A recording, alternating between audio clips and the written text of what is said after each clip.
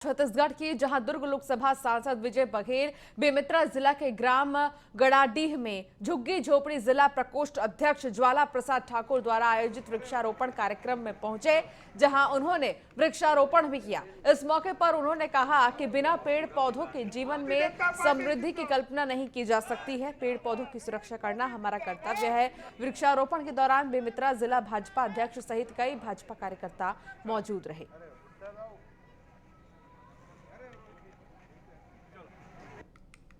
Doctor Shyama Prasad Mukherjee ji की पुण्यतिथि थी, बलिदान दिवस था 23 जून।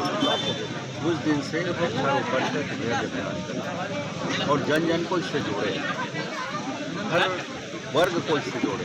तो उसी अभियान के तहत हम लोग लगातार अपने दुर्ग लोकसभा में, दुर्ग जिले में, बेमेतरा जिले में, दोनों जगह इस हर कार्यक्रम में लगे हुए हैं और इसका बहुत अच्छा प्रतिसाद मिल रहा है। भावना ये है कि पर्यावरण संतुलित हो, प्रदूषण रहित हो, ऑक्सीजन हमको मिले, शुद्ध वायु मिले, हर जीव जंतु को ऑक्सीजन की बहुत आवश्यकता। तो कोरबा जिले में स्थित राष्ट्रीय ताप विद्युत निगम के संयंत्र ने देश में विद्युत उत्पादन में पहला स्थान हासिल किया है। एनटीपीसी के अनुसार 2600 मेगावाट क्षमता युक्त कोरबा संयंत्र ने वित्त वर्ष 2021 के अप्रैल से जून तिमाही में 97% पीएलएफ के साथ देश में प्रथम स्थान प्राप्त किया है। एनटीपीसी अधिकारियों के अनुसार एनटीपीसी समूह की कुल स्थापित क्षमता 66,000 से भी ज्यादा मेगावाट है और इस वित्तीय वर्ष में एनटीपीसी ने हाल ही में 100 बिलियन यूनिट बिजली बनाने का रिकॉर्ड बनाया है। तो वहीं साल 2032 तक एनटीपीसी ने 60 गीगावाट नवीकरणीय ऊर्जा क्षमता हासिल करने का लक्ष्य भी रखा है।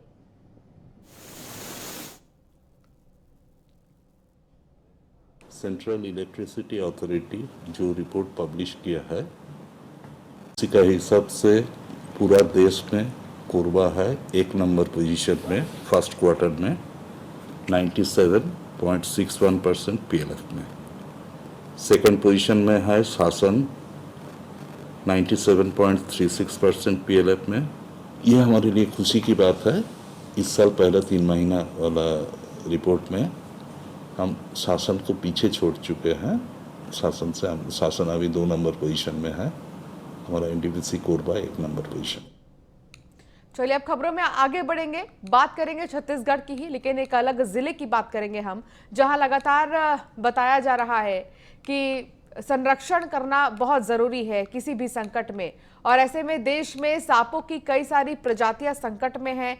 बहुत से लोग जहरीले और विषैले सांपों के बीच भ्रमित होते हैं, जिसके अर्थ को सरल शब्दों में कोरबा में पदस्थ आईएफएस अधिकारी श्रीमती प्रियंका पांडे ने अपने स्तर पर समझाने का प्रयास किया है। उन्होंने ये भी कहा है कि 93% सांप जहरीले नहीं होते हैं। इसी के चलते प्रियंका पांडे ने लोगों से सांपों के संरक्षण की अपील की है। उन्होंने कहा कि हमारे वन और वन्य जीव दोनों की सुरक्षा हम सबकी जिम्मेदारी है, जबकि सांपों को अक्सर खतरनाक समझकर मार दिया जाता है। उन्होंने कहा कि घर के आसपास सांप दिखने पर वन विभाग को सूचित कर उनके संरक्षण में सहयोग जरूर करें। वर्ल्ड स्नेक डे पर एक तो कोरबा वासियों को ये कहना चाहूँगी कि आपका जो कोरबा का क्षेत्र है, ये इसमें तरह तरह के अलग अलग वैरायटी के स्नेक्स पाए जाते हैं और हमको जो है स्नेक्स के कोई इकोसिस्टम में क्या स्थान है वो समझना चाहिए। हमारे जो स्नेक्स हैं वो हमारे जो खेत खलिहान में चूहे और दूसरे ऐसे कीट पतंग और टिड्डे आदि आते हैं, उनको खाते हैं। वर्ल्ड तो मुंगेली जिला ग्राम गोड़खामही के युवाओं की तरफ से साल 2019 में जल संरक्षण के लिए योजना बनाई गई थी, जिसके तहत तालाब की सफाई की जिम्मेदारी युवाओं ने अपने कंधों पर ली थी, जिसके चलते तालाब के आधे से ज्यादा हिस्से की सफाई की गई। लेकिन कोरोना के बढ़ते संक्रमण के कारण तालाब की सफाई का काम रुक गया। तो वहीं इस अधूरे काम को पूरा करने के लिए गांव के सरपंच ने राज्य सरकार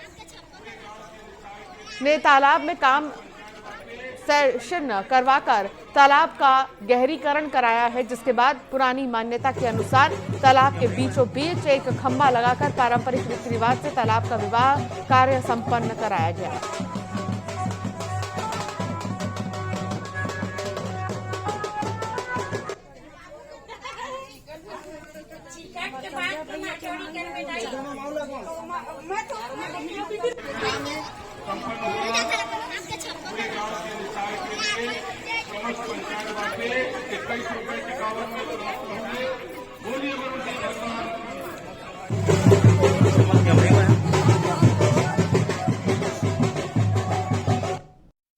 हमारे गांव का मुख्य उद्देश्य जल संरक्षण था।